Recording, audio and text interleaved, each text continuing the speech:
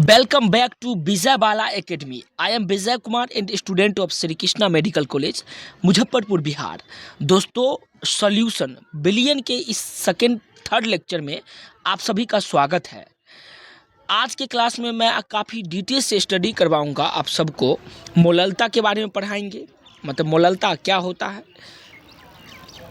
मोलरता जिसको मोलारिटी भी कहेंगे और मोललता जिसको मोलालिटी भी कहेंगे, इसको परिभाषित करेंगे और इसको प्रभावित करने वाले कारक जैसे कि टेम्परेचर का क्या इफेक्ट होता है मोलारिटी एंड मोलालिटी पे, इसको हम लोग देखेंगे।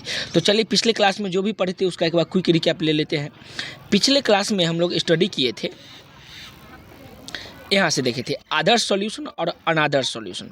उससे पहले हम लोग पढ़े थे राउल्ट का नियम। ये बहुत इंपॉर्टेंट रूल था, लॉ था, राउल्ट का नियम। टू वोलेटाइल लिक्विड ए और बी अगर किसी क्लोज वेसल में रखेंगे तो पार्शियल प्रेशर जो होगा उसका पार्शियल प्रेशर जो होगी वो मोल फ्रैक्शन के डायरेक्टली प्रोपोर्शनल होगा। ये मेन स्टेटमेंट था और उसके लिए फार्मूला निकले P total equal to P A और पी बी होगा, जहाँ पे पी मिक्सचर ए बी होगा। इसमें हम लोग ए डाल दिए हैं, ए डाल दिए और बी डाल दिए, ए इधर से और बी इधर से। इस सब के बारे में काफ़ी डिटेल से हम लोग पढ़ चुके थे। फिर उसके बाद हम लोग देखे थे आदर्श और अनादर्श विलयन। तो एक एक करके क्विक रिकैप ले लेते हैं। आदर्श विलयन जो सभी टेम्परेचर पे, सभी सांद्रता पे राउल्ट के नियम का पालन करती है, अर्थात P A equal to P A not into X A, ये मैन फार्मूला आया था। मतलब जो राउल्ट के नियम का पालन करेगी सभी सांद्रता पे वो आदर्श विलयन होगा, और जो राउल्ट के नियम का पालन नहीं करेगी, मतलब नॉट इक्वल टू होगा, तो वो अनादर्श विलयन होगा। इसमें इंथैल्पी परिवर्तन होगा आदर्श विलयन में, वो शून्य के बराबर होगा, और इसमें इंथैल्पी परिवर्तन शून्य के बराबर नहीं होगा। मतलब एक होगा, एक से अधिक होगा, माइनस में भी हो सकता है, प्लस में भी हो सकता है, लेकिन ध्यान रखेंगे जीरो के बराबर नहीं होगा। इसमें आयतन परिवर्तन जो होता है, आइडियल सॉल्यूशन में आयतन परिवर्तन जो होता है वो भी किसके बराबर होगा, तो दोस्त शून्य के बराबर होगा, और इसमें आयतन परिवर्तन शून्य के बराबर नहीं होगा। तो ये सब इम्पोर्टेंट इसका अंतर है। उसके बाद देखिए अवयवीकरण जो होगा, इसके अवयवीकरण अवयवों के मध्य अन्योन्य क्रिया ए शुद्ध अवयवों ए और बी के समान होता। मतलब ए बी का अन्योन्य क्रिया उसके शुद्ध अवयव जैसे ए और बी के मध्य के समान होगा। आगे देखिएगा अन्योन्य क्रिया इसमें भिन्न होता है। तो आदर्श और अनादर्श अर्थात आइडियल और नॉन आइडियल सॉल्यूशन भी क्विक रिकैप हो गया। उसके बाद हम लोग धनात्मक विचलन और ऋणात्मक विचलन अनादर्श विलयनों में अंतर हम लोग देखेंगे। तो धनात्मक विचलन देखिए, सभी का इसका डिटेल से पढ़ ही चुके थे। वाष्प दाब राउल्ट के नियम से अधिक होगा, धनात्मक विलयन में वाष्प दाब होगा राउल्ट के नियम से अधिक होगा, और इसमें वाष्प दाब राउल्ट के नियम से क्या होगा दोस्त, तो कम होगा। ये मेन अंतर है। दूसरा अंतर देखिए, डेल्टा एच मैक्सिमम जो होगा पॉजिटिव होगा, इसमें डेल्टा एच मैक्सिमम क्या होगा दोस्त, तो नेगेटिव होगा। फिर अगला अंतर देखिए, निम्न स्थिर क्वथन स्थिर क्वाथी होगा, निम्न क्वथन स्थिर क्वाथी होगा, और यह उच्च क्वथन स्थिर क्वाथी होगा। इसका एग्जाम्पल क्या है, धनात्मक विचलन का एग्जाम्पल में कौन होगा, एथेनॉल और एसीटोन का जो मिक्सचर होगा वो धनात्मक विचलन का एग्जाम्पल होगा, और ऋणात्मक विचलन के एग्जाम्पल में कौन होगा, तो एसीटोन एंड क्लोरोफॉर्म जो एच बॉन्ड का फॉर्मेशन करती है वो ऋणात्मक विचलन का एग्जाम्पल होगा। तो इस एग्जाम्पल में एनसीईआरटी से और भी एग्जाम्पल दिया गया है, उसमें आप लिख लीजिएगा। फिर हम लोग देखिए आगे बढ़ेंगे। तो आज के क्लास में हम लोग काफ़ी डिटेल से स्टडी करने वाले हैं कि मोलरता मोलारिटी और मोलालिटी होता क्या है। इसी बात को हम लोग काफ़ी डिटेल से स्टडी करेंगे। मतलब इसमें अंतर देखिए, मोलारिटी एंड मोलालिटी बोला गया है क्वेश्चन के फॉर्मेट में। मोलरता और मोललता को परिभाषित करें और तापमान का प्रभाव क्या पड़ता है वो भी बताइए। तो सबसे पहले हम लोग देखेंगे मोलरता। और दोस्त इसके बारे में हम लोग प्रीवियस क्लास में पढ़ भी चुके थे। तो चलिए, मोलरता जिसको इंग्लिश में हम लोग मोलारिटी भी कहेंगे, जिसको कैपिटल एम से डिनोटेट करते हैं, क्या होता है, तो 1 लीटर बिलियन में घुले हुए विलय के मोलों की संख्या क्या कहलाती है, मोलरता कहलाती है, जिसको मोलारिटी भी कहेंगे। ये बहुत इंपॉर्टेंट। देखिए, कोई 1 लीटर का कोई एक कंटेनर ले लीजिए, ये कंटेनर मान लीजिए, इस कंटेनर में 1 लीटर बिलियन है। कितना लीटर बिलियन है दोस्तों? 1 लीटर बिलियन है। और इसमें कितना मोल विलय मिला देंगे, कितना मोल हम लोग विलय के मोलों की संख्या मिलाएंगे, वही क्या कहलाएगी? मान लीजिए ऊपर से ऐसे करके मिला दिए विलय के मोलों की संख्या। 1 लीटर बिलियन ले लिए, ये कंटेनर में 1 लीटर बिलियन ले लिए, मान लीजिए 1 लीटर पानी ले लो, ठीक है। और उसमें कितना चीनी या कितना नमक मिलाएंगे, तो चीनी और नमक का मोल की जो संख्या होगी वो क्या दिखाएगी?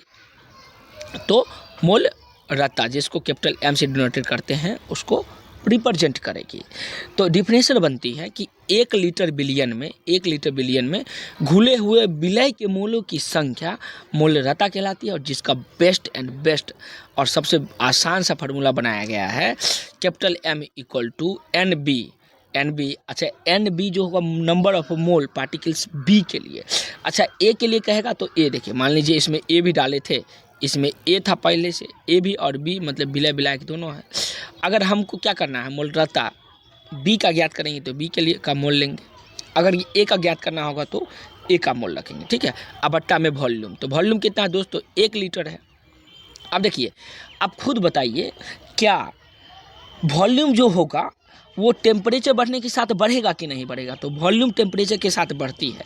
इसका बेस्ट एग्जांपल देखिएगा, बैलून को आप फुला लीजिए और उसको थोड़ा सा मतलब गर्म इन्वायरमेंट में ले जाइए, तो देखिएगा अपने आप उसका साइज थोड़ा सा और बढ़ जाएगी। ये एक एग्जांपल देखिए। दूसरा एग्जांपल देखिएगा, जब आप खाना बना रहे होते हैं, और कढ़ाई जो होता है उसको ऊपर से ढक्कन से ढक दिया जाता है, लेकिन जब उसको हम लोग चूल्हा पे चढ़ाते हैं तो कुछ देर के बाद बहुत ज़्यादा हीट होती है और पानी जो होता है वाष्प बन के निकलती है।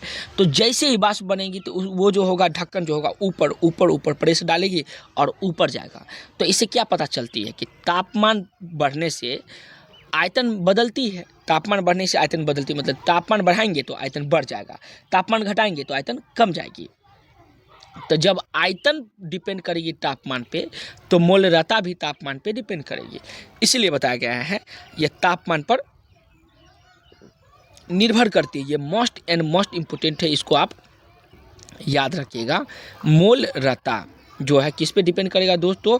टेम्परेचर डिपेंडेंट होता है, मतलब तापमान पे ये निर्भर करेगी, क्योंकि आयतन भी तापमान के बढ़ने घटने से बदलता है, ठीक है। मतलब तापमान बढ़ाएंगे तो आयतन बढ़ेगी। और देखिए, ये जो है दोस्त आयतन, ये जो मोलरता है वॉल्यूम की इन्वर्सली प्रोपोर्शनल है। मतलब तापमान बढ़ाएंगे ना तो आयतन बढ़ेगी, और आयतन बढ़ेगी तो क्या घटेगा? मोलरता घटेगा। अगर फिर से समझिए कितना इंपॉर्टेंट है, इन्वर्सली प्रोपोर्शनल, मतलब अगर m बढ़ेगा तो समझिए v घटेगा। मतलब तापमान जैसे ही तापमान बढ़ाएंगे तो वॉल्यूम बढ़ेगा। जब वॉल्यूम बढ़ेगा तो मोलरता ऑब्वियसली क्या होगा? घटेगा। और अगर हम लोग तापमान घटाएंगे तो वॉल्यूम क्या होगा? घटेगा। तो जब ये घटेगा तो ये ऑब्वियसली बढ़ेगा। तो यही अंतर है, इस अंतर को आप याद रखिएगा। फिर हम लोग आगे बढ़ते हैं। अब हम लोग देख लेते हैं डियर स्टूडेंट, मोलरता जिसको मोलालिटी भी कहेंगे, तो लिख लेना मोलरता जिसको मोलालिटी कहेंगे, इसको स्मॉल m से डिनोटेड किया जाता है। ये कुछ और नहीं, बस उसी के जैसा है। यहाँ पे उसमें 1 लीटर हम लोग बिलियन लिए थे, और इसमें बस यहाँ पर अंतर है 1 kg विलायक लेंगे। 1 kg विलायक में उपस्थित 1 kg विलायक में घुले विलय के मोलों की संख्या को हम लोग मोलरता कहेंगे। ध्यान रखिएगा, उसमें 1 लीटर बिलियन था। मोलरता में मोलारिटी में 1 लीटर बिलियन, मतलब इससे पहले जो पढ़े थे 1 लीटर बिलियन था, इसमें 1 kg विलायक है। बस ये बात बहुत इम्पोर्टेंट है, यही अंतर है यहाँ पे। 1 kg विलायक में, तो फिर से एक कंटेनर ले लीजिए, एक कंटेनर ले लेते, ये मान लीजिए एक कंटेनर है, ठीक है। इसमें 1 kg क्या रखें दोस्तों? विलायक रखें, जो मान लीजिए A है, ठीक है। और इसमें विलय मिला दिए, मान लीजिए ऊपर से विलय मिलाए, B मिलाए, तो कितना विलय घोल सकते हैं इसमें कितना विलय हम लोग घोल सकते हैं? B जो है इसको मिलाए, तो विलय के मोलों की संख्या है क्या कहलाती है? मोलरता। 1 kg विलायक, किलोग्राम विलायक में घुले हुए विलय के मोलों की संख्या क्या कहलाती है? मोलरता कहलाती है, जिसको स्मॉल m से डिनोटेड करेंगे। और इसके लिए फार्मूला जो बनती है, बेस्ट फार्मूला है, याद रखिएगा ये formula, small m equal to NA बटा में WA kg में, ध्यान रखिएगा ये क्या है दोस्त, kg में है। और मोल पर केजी होगा, इसका ऐसा मात्र बोल सकते हैं मोल पर केजी होगा। क्या आप खुद बताओ, अगर आप अभी मान लीजिए आपका वजन 50 केजी या 45 केजी, लड़का का जनरली मान लीजिए 50 केजी और लड़की का जनरली मान लेते हैं 40-45 केजी के आसपास होंगे। अब बताइए अभी ठंडा है, सवेरे का टाइम है तो ठंडा है, लेकिन जैसे दोपहर आती तो धूप आ जाती है, क्या आपका वजन बढ़ जाएगा? नहीं बढ़ेगा। अच्छा आप कपड़ा खोल लेंगे, कुछ कपड़ा खोल लेंगे, गर्मी का जो कपड़ा पहने हुए गर्मी से ठंडा से प्रोटेक्ट होने के लिए, वो अगर खोलिएगा तो कुछ वजन कमेगा, लेकिन ऑल ओवर कम रहा है ना, लेकिन आपका जो शरीर का वो वजन है वो तो उतना ही है। अगर 40 केजी था तो अभी भी 40 केजी होगा, 50 केजी तो अभी भी 50 केजी होगा। मतलब ये जो द्रव्यमान है वो सडनली चेंज होने वाला चीज़ नहीं है, टेम्परेचर के बढ़ने घटने से चेंज नहीं होती है। तो वही बताया गया है यहाँ पे कि किलोग्राम जो होगा वो टेम्परेचर से बदलती नहीं है, टेम्परेचर के बढ़ने घटने से इस पर कोई फर्क नहीं पड़ता है। इसीलिए मोलालिटी पे टेम्परेचर का कोई इफेक्ट नहीं होता है। तो स्टेटमेंट में लिख लीजिएगा, यह तापमान पर निर्भर नहीं करती है। ये बहुत इंपॉर्टेंट है बात, इस बात से नीट में आपके बोर्ड में क्वेश्चन पूछा जा चुका है। अंततः यह सांद्रता मापने की श्रेष्ठ विधि है, इसीलिए मोललता को सांद्रता मापने की श्रेष्ठ विधि माना जाता है। और इसका SI मात्रक छोटका बउआ है। छोटा बउआ देखती है घर में कितना प्यारा होता है, छोटा भाई जो होता है बहुत प्यारा होता है।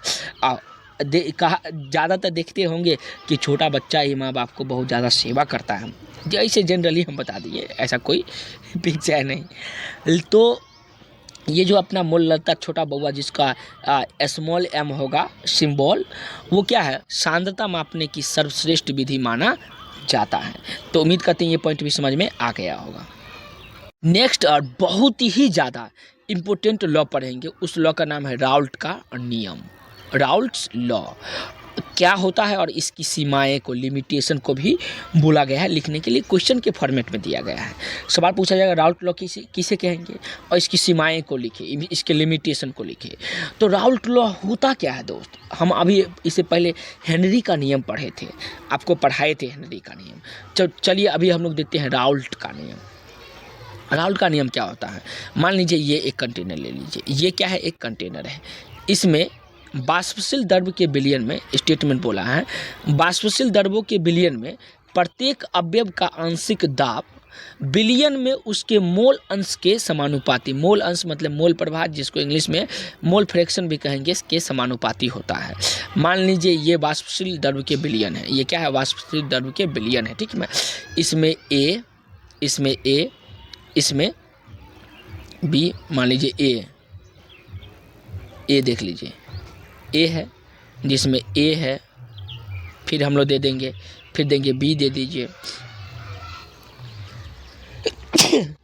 फिर क्या दे देंगे दोस्त, B दे देंगे, B दे दिए, फिर से हम लोग दे देते हैं, कलर चेंज कर लेते हैं ताकि अच्छा से पता चल जाएगा, फिर दे देते हैं हम लोग C दे देते हैं, C इसमें डाल दिए, फिर हम लोग डाल सकते हैं D भी डाल सकते हैं, तो चलिए D डाल दिए, D डाल दिए, सबका कलर देख लीजिएगा, D डाल दिए, ठीक है, D डाले हैं, मतलब ABC ये वाष्पशील क्या है समझिएगा, वाष्पशील द्रव्यों के विलयन, मतलब ये जो द्रव्य है वो वाष्पशील है, उसके प्रत्येक अवयव का आंशिक दाब जितना भी अवयव होगा, चाहे वो A का अवयव होगा, चाहे B का अवयव होगा, चाहे C का होगा, चाहे D का होगा, मतलब इन्फिनाइट अवयव हो सकता है, जितना अवयव डालेंगे, जितना चीज़ मिलाएंगे वही उसकी उस विलयन का अवयव होगा।